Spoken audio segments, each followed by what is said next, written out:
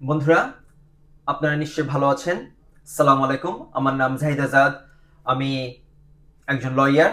প্রায়শই আমি দেখে থাকি যে আমার কাছে আপনারা অনেকে আসেন যারা অলরেডি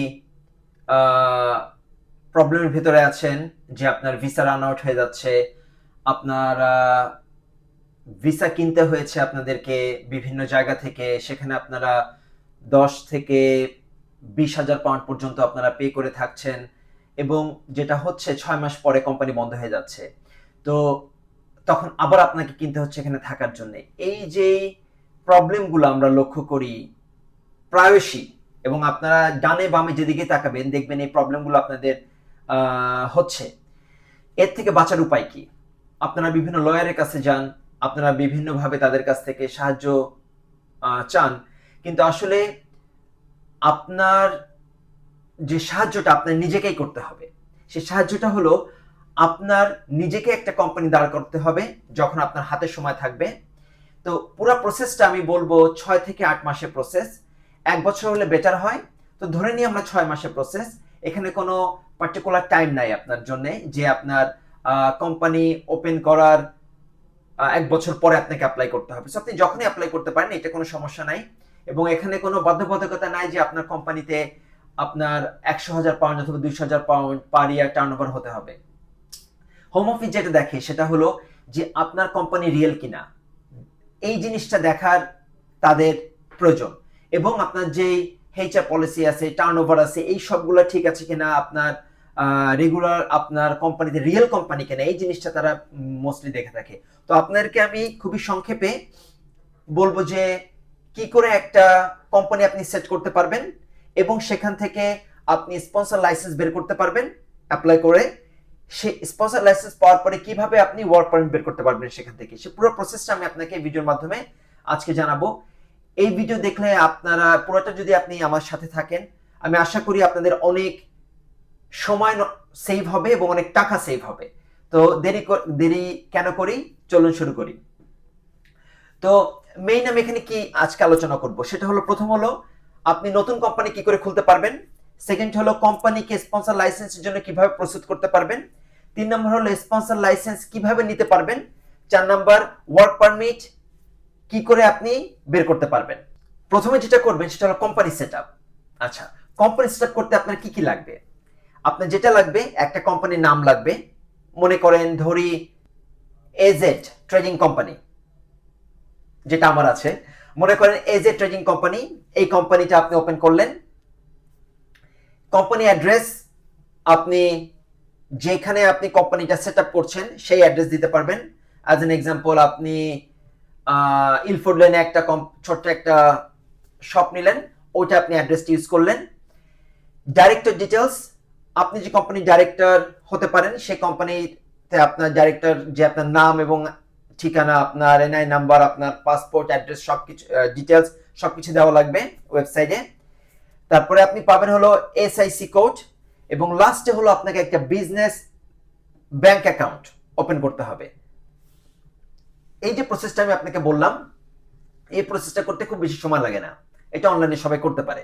আচ্ছা, এর পরের প্রসেসটা কি? এর পরের প্রসেসটা হলো আপনার এইচএমআরসি তে রেজিস্ট্রেশন করতে হবে, পিএওয়াই রেজিস্ট্রেশন করতে হবে। আপনার বিজনেস ব্যাংক অ্যাকাউন্ট যখন আপনি প্রথমে যদি আপনি না করতে পারেন, অনেক ব্যাংক আপনাকে ওপেন করতে দিবে না যতক্ষণ পর্যন্ত না আপনার পেই রেজিস্ট্রেশন থাকবে অথবা আপনার ভ্যাট থাকবে, ততক্ষণ পর্যন্ত এরা আপনাকে সেট আপ করতে দেয় না অনেক সময় ব্যাংক অ্যাকাউন্ট। তো বেটার এগুলো কমপ্লিট করে তারপর ব্যাংক অ্যাকাউন্ট খোলাটা। লাস্ট হলো আপনাকে একজন অ্যাকাউন্টেন্ট সিলেক্ট করতে হবে। এই কাজগুলো সব আপনি কমপ্লিট করলেন, আপনার কোম্পানি রেডি হয়ে গেল। আচ্ছা, এখন যেটা আপনাকে করতে হবে সেটা হলো আপনাকে 6 মাস জেনুইনলি একটা কোম্পানি রান করতে হবে। যদি আপনি ভিসা পারপাজে কোম্পানি ওপেন করেন, কাইন্ডলি ভিসা আপনার রিফিউজ হবে। কারণ অনেক ক্ষেত্রে দেখা যায় যে আপনার হোম অফিস থেকে আপনি যখন অ্যাপ্লাই করলেন লাইসেন্সের জন্য, সামটাইমস এর ভিজিটে আসে আনঅ্যানাউন্সড। এটাতে আপনার দেখা যাবে যে আপনি যদি পেপার কোম্পানি করেন, যেটাকে আমরা পেপার কোম্পানি বলি অথবা ভুয়া কোম্পানি বলি, সেটাতে আপনার সাথে সাথে রিফিউজ হয়ে যাবে। আচ্ছা, তো আপনি যখন একটা কোম্পানি ওপেন করে ফেললেন, এইটা আপনার ডান হয়ে গেল। অনেকে আমরা মনে করি কোম্পানি ওপেন করলেই আমার স্পন্সরশিপের জন্য অ্যাপ্লাই করতে পারবো, এটা ঠিক না। কোম্পানি খুলে কিছু প্রসেস আপনাকে ফলো করতে হবে। অ্যাজ এন এক্সাম্পল, আপনার বিজনেস জেনুইন হতে হবে, আপনার ট্রেডিং লফুলি হতে হবে, আপনার ভ্যাকেন্সি জেনুইন হতে হবে, আপনার স্যালারি জেনুইন হতে হবে, এবং HR সিস্টেম এইটা জেনুইন হতে হবে। সো হোম অফিস কি দেখতে চায়? হোম অফিস সাধারণত যেটা দেখতে চায় সেটা হলো যে আপনাদের বিজনেস ওয়েবসাইট আছে কিনা, আপনাদের বিজনেস ইমেল অ্যাড্রেস আছে কিনা, অফিস এবং ট্রেডিং অ্যাড্রেস আছে কিনা, আপনার ইনভয়েস আছে কিনা কোম্পানি থেকে, এবং বিজনেস অ্যাক্টিভিটি আছে কিনা, ব্যাংক ট্রানজেকশন আছে কিনা, এবং অ্যাকাউন্টিং ডকুমেন্টস আছে কিনা। এই যে লিস্টগুলো আমি বললাম, এই জিনিসগুলো আপনাকে, যদি আপনি জেনুইন কোম্পানি খোলেন, আপনার এই জিনিসগুলো আপনার কোম্পানিতে থাকবে। আমরা প্রায়শই দেখি যে অনেকে পেপার কোম্পানি তৈরি করেন, এবং পেপার কোম্পানি তৈরি করে আপনার ভিসার স্পন্সর লাইসেন্স জন্য অ্যাপ্লাই করেন এবং রিফিউজ হন। এইটা করার কোনো যুক্তি আসে না, কারণ আপনি রিফিউজ হবেনই। আপনার হাতে 100টার ভিতরে একটা হয়তো বা বেঁচে যেতে পারে, তার অর্থ এইটা না যে আপনি আসলে বাঁচতে পারবেন। তো বেটার হলো জেনুইন একটা কোম্পানি খোলেন। 20,000 পাউন্ড আপনি যখন বাইরে খরচ করছিলেন, ওই খরচের টাকাটা না করে যদি আপনি জেনুইন একটা বিজনেস ওপেন করেন এবং সেখানে আপনি ট্রেডিং করেন, তাহলে আমার মনে হয় আপনার এখানে বেনিফিটটা অনেক বেশি আসবে। সো HR সিস্টেম প্রিপেয়ার করা, this is very important. So sponsor licence করার আগে যে প্রপার HR সিস্টেম আপনার প্রিপেয়ার করতে হবে, যেমন employee record keeping, right to work checks, attendance records, salary records, reporting system. এটা একটা সিস্টেমের ভেতরে আপনাকে এটা ফেলাতে হবে। যে হোম অফিস স্পেসিফিক্যালি আপনাকে বলেছে স্পন্সর কোম্পানির প্রপার কমপ্লায়েন্স সিস্টেম থাকতে হবে। ইটস ভেরি ভেরি ইম্পর্টেন্ট, যে জন্য মোস্ট অফ দ্য ভিসা অথবা স্পন্সর লাইসেন্স ক্যান্সেল হয়। কি পার্সোনাল নির্বাচন, this is one of the important topics also.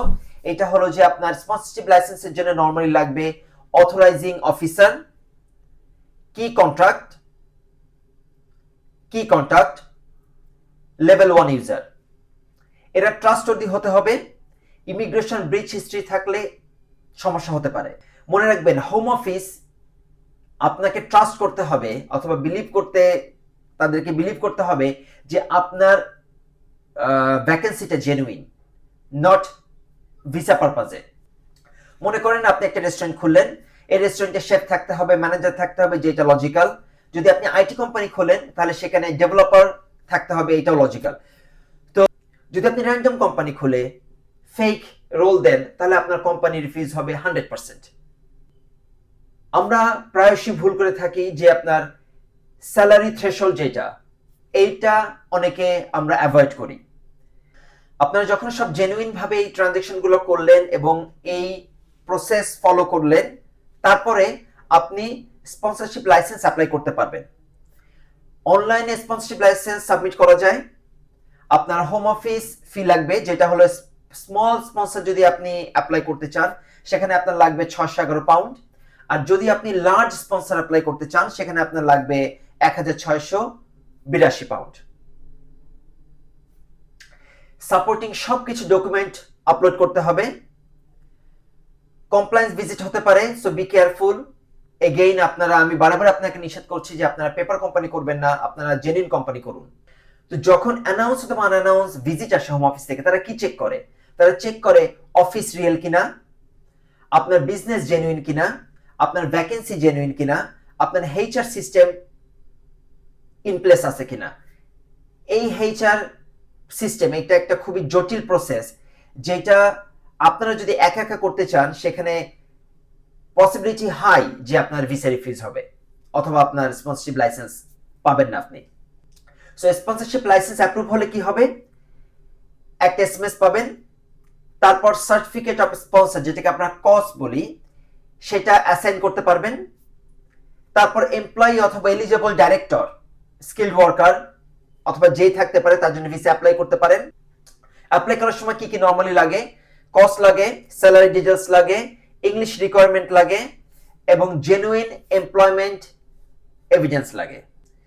2026 সালে ইংলিশ রিকোয়ারমেন্ট নিয়ে কিছু রুটে টাইটেন করা হয়েছে।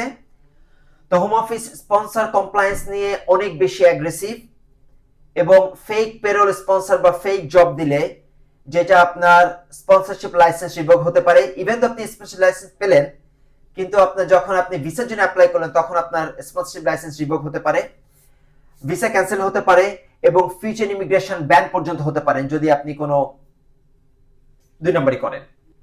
অনেক মানুষ মনে করে কোম্পানি খুললে স্পন্সরশিপ লাইসেন্স পাওয়া যাবে, বাস্তব বিষয়টা অনেকটা ডিফারেন্ট।